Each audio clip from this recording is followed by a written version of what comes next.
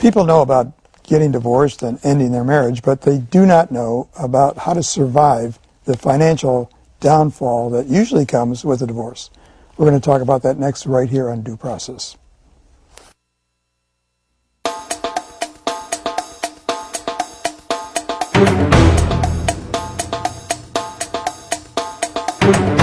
Major funding for Due Process is provided by Meade Lexus of Southfield and Meade Lexus of Lakeside, offering a large selection of new and pre-owned certified premium vehicles.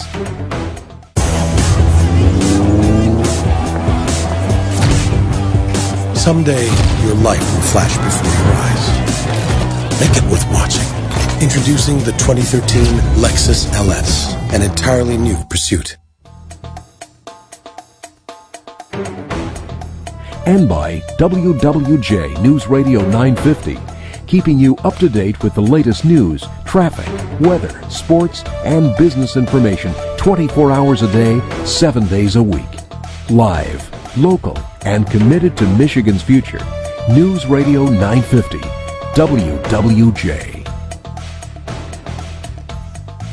Thank you. I'm Henry Baskin, and this is Due Process. We're going to talk to two people today. One person who has a very interesting story to tell about life after divorce, and one of our most famous divorce lawyers, Jay Cunningham. Jay, welcome to Due Process. And when I say most famous, I really mean it. I mean that you have written legislation, you have written books, you teach at Cooley Law School, and you practice a fine way of getting along with people by getting the results for your clients. Thank you. Very kind of you to say. And Donna, I want to welcome you to Due Process. I started with the fact that your story, as told to me, was very interesting.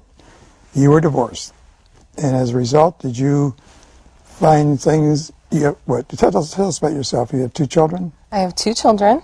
I'm currently in law school. I'm a working single mom, and I was divorced around 5 years ago. Okay, in your divorce, you were given certain property rights and certain spousal support payments, I assume? Right. And child support payments. Right. So were you in a trial or did you have a settlement? Our case went to trial. It went to trial? Okay. And during the trial we settled. Okay, so you did settle. So you knew what you were settling for? Right. Okay, so... Both parties agreed. Okay, so what is the problem with respect to that? The problem that I had was after the divorce, getting the settlement enforced. Okay. The first couple of years, everything went fine, but then after that, he started not paying the support that he was supposed to. Child support. Right. Okay. And getting that enforced was difficult. Okay, so we hear this a lot, Jay. In your practice, you hear a lot of this, right? What is the problem? The problem is, in a word, it's enforcement. It's like the Bill of Rights. It's a terrific piece of paper, but it's not self-executing. It's not self-enforcing. You have to be ruthless sometimes in protecting your client and getting the rights and the financial support that the clients, typically mothers with children, they need. You have to be ruthless sometimes. Well, here's the point. I mean, the court says you pay for the support of your child. The Attorney General of Michigan says, we'll go out and collect your support. But we have probably, I would say, 50% of the people ordered to pay support do not pay support. So what do? You just can't wait for the day to come when someone writes you a check. You can't, because they're not going to. And what you have to do, first you find them, and then and the court has a whole host of powers: contempt, put them in jail, felony non-support, garnish their wages, take their retirement plans, lien their property. Okay. But you got to go out and get it and do it. And, and you need a lawyer to do it. Yeah. Well, so what happened? Does child support stop coming? Yes, it did. I tried many different ways to get it enforced. The problem is sometimes a lot of it has to do with what steps the judge is willing to take. Okay, well, what did you do to try to enforce it? I had hired an attorney, and we opted back into the front of the court, which we weren't in at the time. Okay, you thought when you got divorced that he didn't have to pay through the front of the court, that he would pay you directly, right?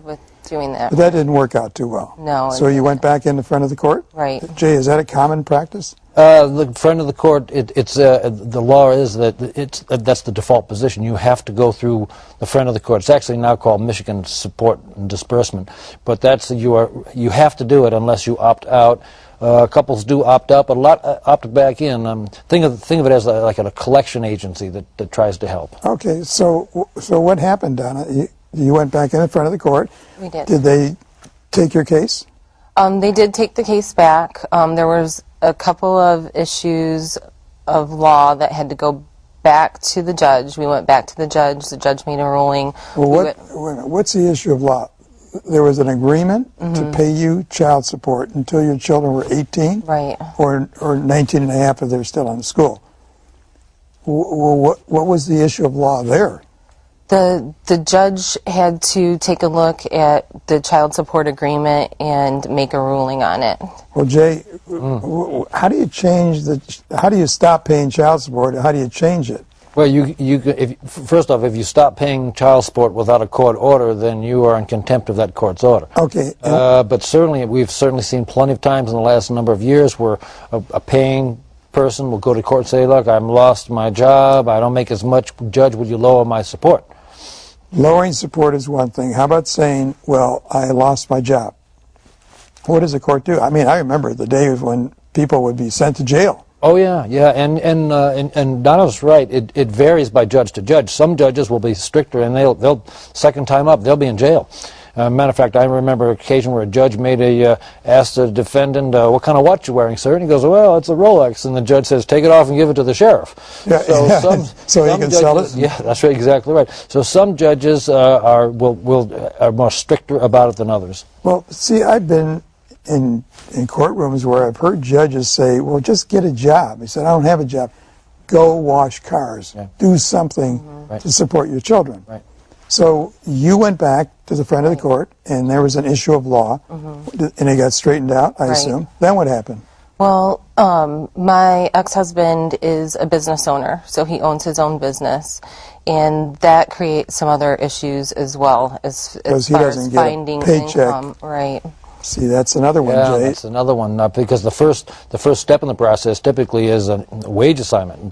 Just go right to the employer and send right straight to the front of the court. When you're self-employed, that's a more difficult challenge. Well, a wage assignment is where they tell the employer, like Ford Motor Company, I want you to take X number of dollars out of this person's check every week or every month. Yep.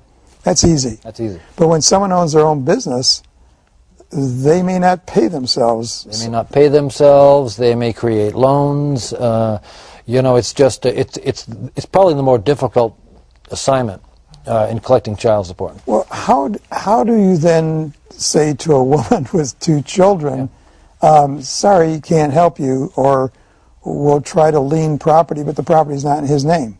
Where did you go from there? Did you went to see the judge? Right. Judge ordered him to pay, right? He said, I can't pay. Right. And now we've been back with front of the court trying to figure out the new child support payment, what it should be, and... Well, it's based on the income of the parties, right? Right. Well, Jay, there's a schedule.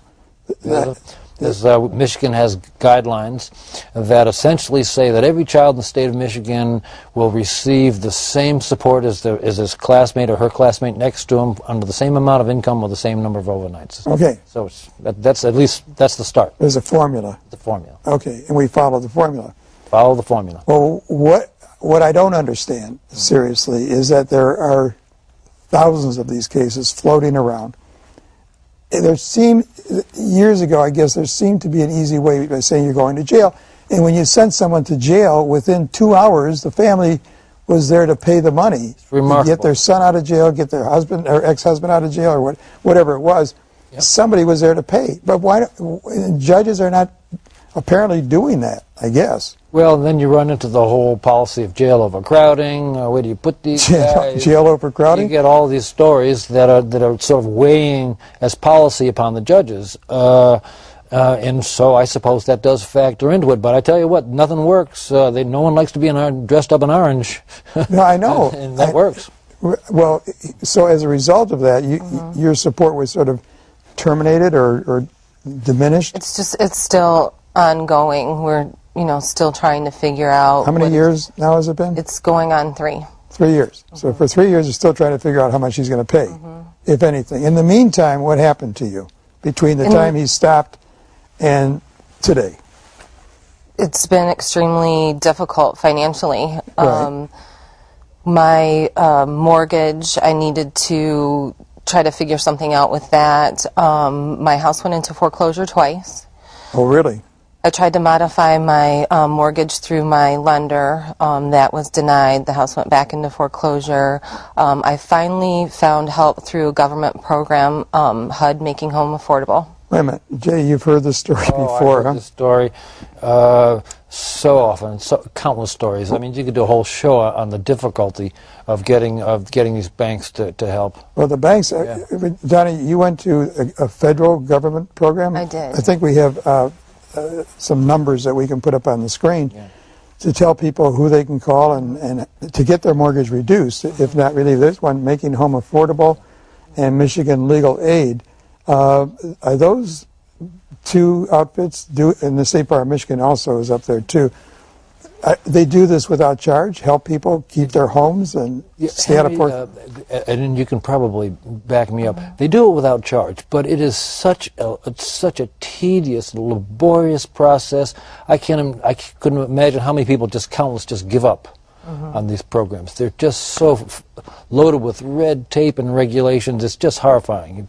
Good people are losing their homes and the irony is, you can go to these banks and you can say, gee, I'm keeping up my mortgage payments, but I really would like some help. And they say, no, you have to stop making mortgage payments and you have to go into foreclosure and almost lose your house. Then we'll help. Oh, you have to stop making payments, it's like get your credit ruined, yes, then go into foreclosure, and then we'll help you? It's like catch-22 in reverse. Well, excuse me, but didn't the federal government bail out AIG and all those companies on Wall Street? Well, and then there wasn't a lot of paperwork there. Yeah, there. it just seemed to be overnight. It was done. We're going to take a break. We'll be right back on Due Process. We're going to talk some more to Jay and Donna and see if we can solve your problem.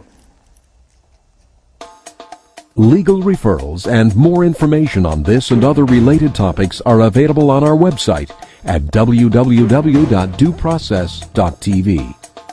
There you'll find information on today's program, helpful hints to legal issues, support materials, and lawyer referrals. You can also stream previous episodes of Due Process. As we were talking before the breakdown, you tried to get your mortgage reduced or modified in some respect. You went to your bank. I did. Went to your mortgage company, right? I did. What did they tell you? I filled out some paperwork. They went through whatever process they went through, and then they denied modifying the mortgage, and that was before it went. I tried to fix it before it went into foreclosure. Yeah. Then it went into foreclosure. Well, how much time did you have when it went into foreclosure? A year? Jay, what is it? Foreclosure, it takes... Oh, 3 to 6 months. The statutory period, it takes about a year. About a year. Redemption period of 6 months. Did you make payments during that time? I did make payments during While it was in foreclosure? Mm-hmm.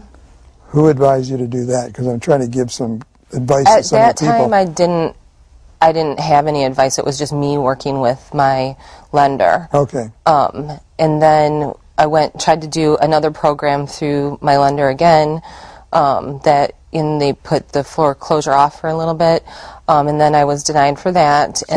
So here's the point. It's like a domino thing. Yeah. She's supposed to get support. Right. She has the house given to her, I assume, in the divorce. You knew what the payment was, but you thought you could make it with the money coming in. Right. And with what money you had.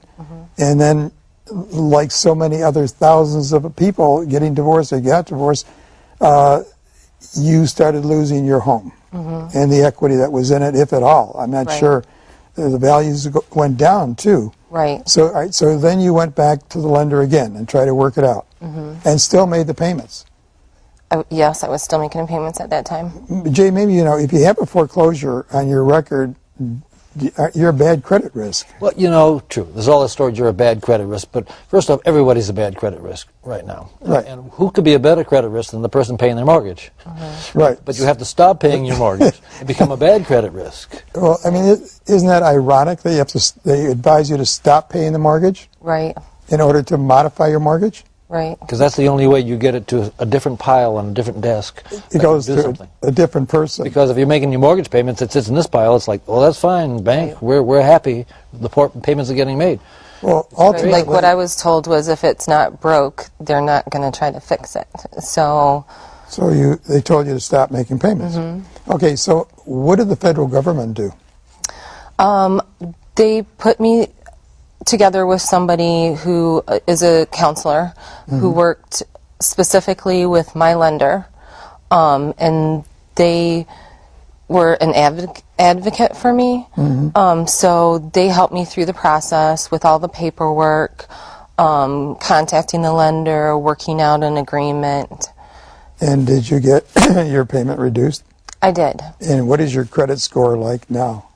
You know what? I'm You don't care, afraid do to you? look at it. Doesn't matter anymore. I mean, it just, I've had people get all kinds of advice. Well, stop paying your mortgage, stop paying your credit cards, stop doing this, stop doing that. There are desperate people out there. I mean, the guys are saying, I don't have a job.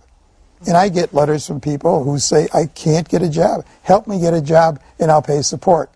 You must hear the same I thing. hear it all the time, and our judges are hearing it, and our judges are saying, well, is it really going to do anybody any good to put this guy in jail? Well, okay, but is it going to do any good to have him not pay and just sit home and watch TV, unless he's watching this program? Yeah, and I'd be interested in knowing where he's watching it. If he's watching it in his home, Why hasn't he sold his yeah, home? why would we take So that? what are the extremes you go to enforce these orders? The extremes that I've gone to is that I've taken passports. I've denied people entry into through the procedure in place to deny people entry into the country.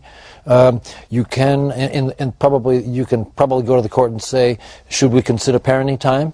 This is going taking on. away parenting. Yes, there's criminal. It can be put into the criminal felony non-support situations. Okay. Lien property, anything that's not nailed down. But it just requires aggressiveness that a lot of people are just unable to muster up the Well, here, courage for. Donna, didn't you hire a firm that said, we'll go after him, we'll kill him if we have to? That's our specialty? Right. What happened? That didn't work out very well. They really didn't do anything. You know, they Did you pay for their helped services? get opted back. I did. And they helped Well, I'm get not opted back. accusing you of not paying, but I'm saying you paid more money to help straighten out what was left over after your divorce. Right.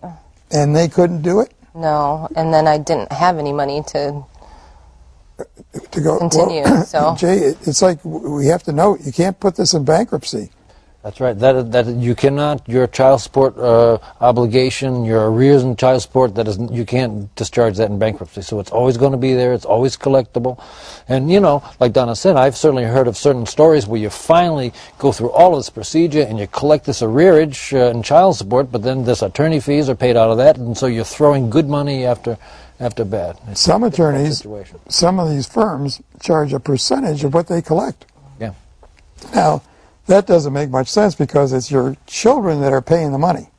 I mean, they're taking the money. It's child support, and the law allows them to charge a percentage of what they collect.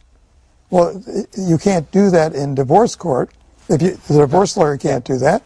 Yeah, divorce lawyer can't do that, and the court isn't going to award the child support, or award the arrearage, and award a whole lot more money for attorney fees so that the client is whole. They don't do that either. Right. So, but you mentioned something about it's always due. You can't, that amount doesn't go in bankruptcy. Now, do you have a fixed amount that he's supposed to pay?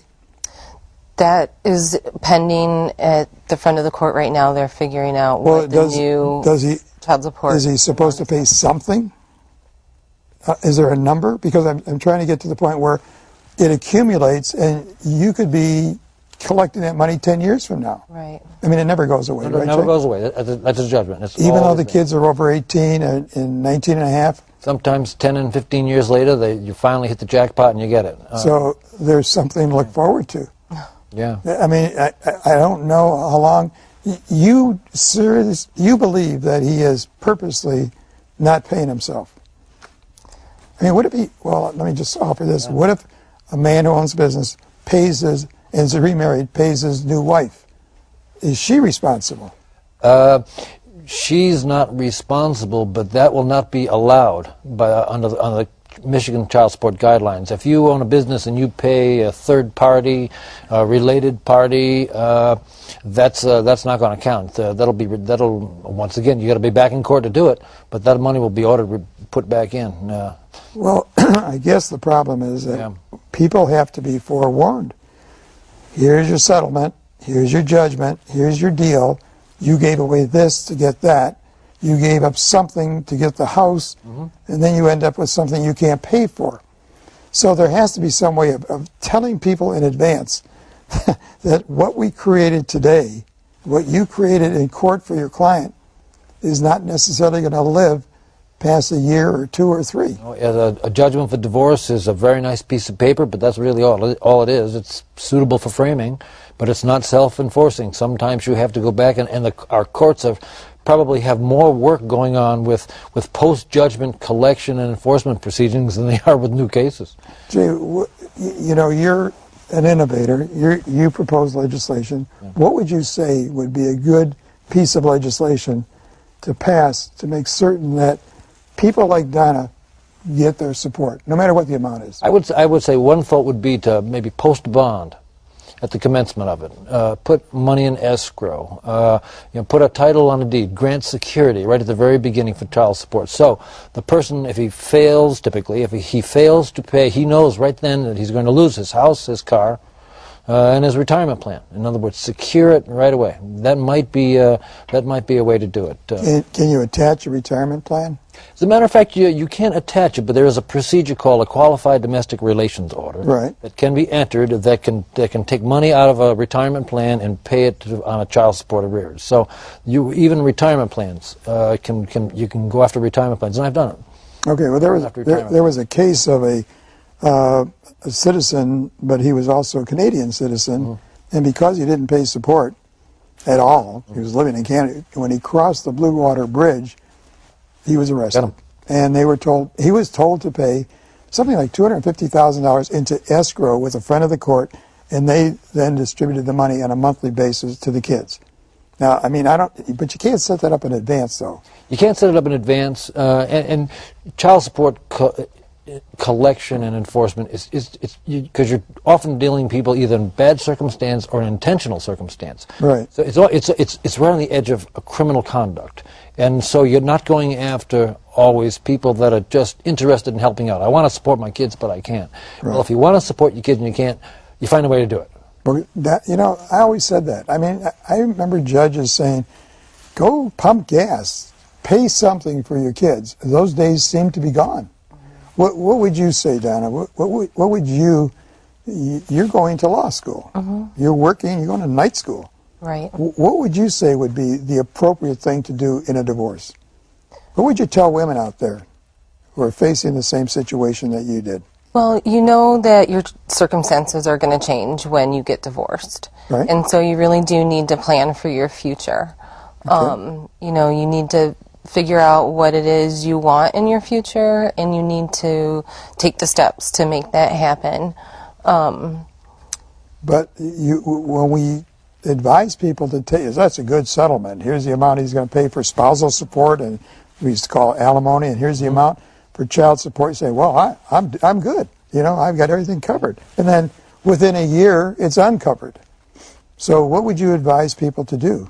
To be a little more circumspect about what the future might be? Getting married in the first place. No, but people have to get married and divorced. But the point is, Jay, the lawyers, the bar, has yet to come up with a plan. I mean, some of the judges, as you say, are strict enforcement.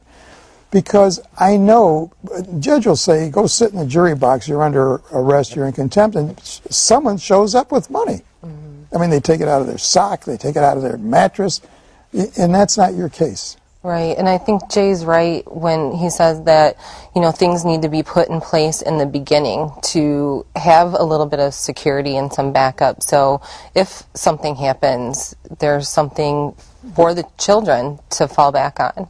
Jay, I think that you give it some more thought, you'll come up with something. I know you'll come up with some plan to forecast the future in the worst case scenario, so that you can draw upon this thing. Well, we have to do something, because there's thousands of women like Donna out there. Well, we're going to do something. There's a sign up on the screen, Making Home Affordable. State Bar, be happy to take your call. If you have some issues, just call us at dueprocess.tv, and we'll answer your questions. We'll do the best we can.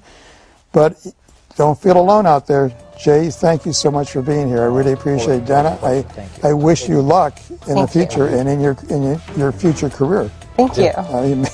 Maybe you'll be paying child support to him, We'll see. if he doesn't get a job. I can't believe it, but people seem to continue their lifestyle.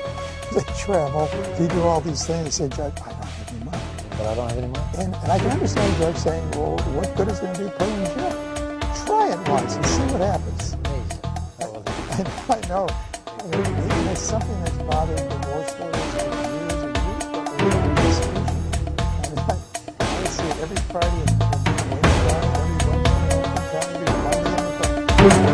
Major funding for Due Process is provided by Meade Lexus of Southfield and Meade Lexus of Lakeside, offering a large selection of new and pre-owned certified premium vehicles.